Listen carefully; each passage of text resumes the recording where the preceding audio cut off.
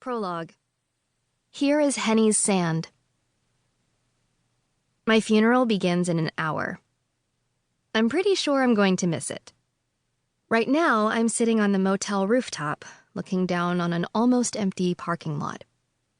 I imagine myself floating through the air, higher and higher, as if I've finally gotten the hang of flying. So high that everyone is nothing but tiny black dots, making their way to the Pine Creek United Methodist Church. Dad is probably already there, waiting patiently inside, an especially black dot on my own internal map. Cheryl will be with him, no doubt, like the supportive Christian neighbor that she is. I try to be angry with the two of them, but I don't seem to have the energy anymore. Before long, they'll be joined by friends and former classmates, vague acquaintances, teachers I once had, Dad's neighbors. A confident guess at who will attend a funeral in Pine Creek? Everyone. They'll try to sing along to old-fashioned hymns, and they'll listen to the pastor's empty eulogy. Dad will be sitting at the front, brave and desperately proper. And then I'll be cremated. A rather bold and surprising choice from Dad. I approve, but I'm apprehensive as well. On the one hand, I'd rather burst into flames than be shoved underground. I've always been a little bit afraid of the dark.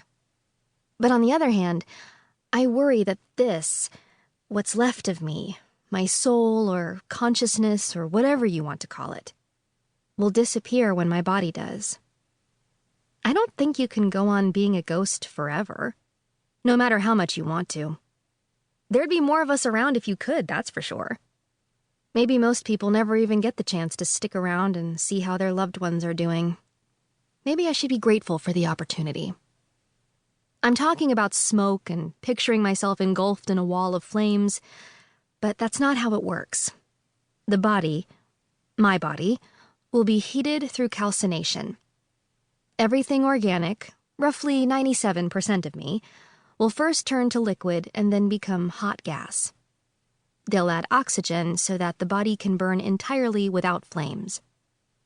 All that will be left of me is ash. Surely no soul can survive it? Ash is actually a pretty misleading word.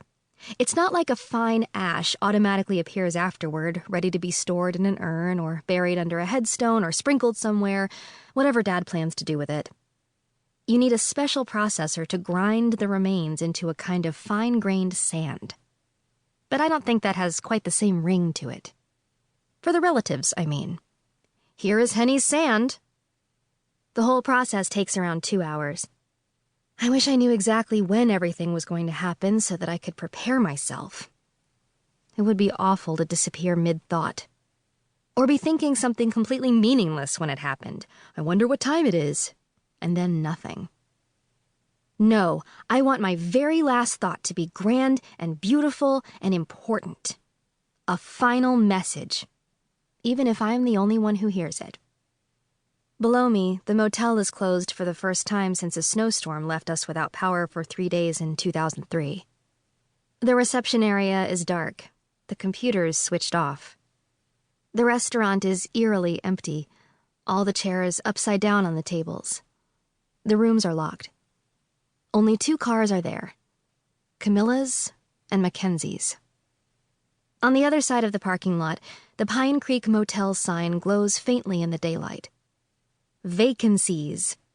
The E has stopped working. Beneath that is a patchwork of strange little signs made from cheap metal in all imaginable sizes, colors, and styles.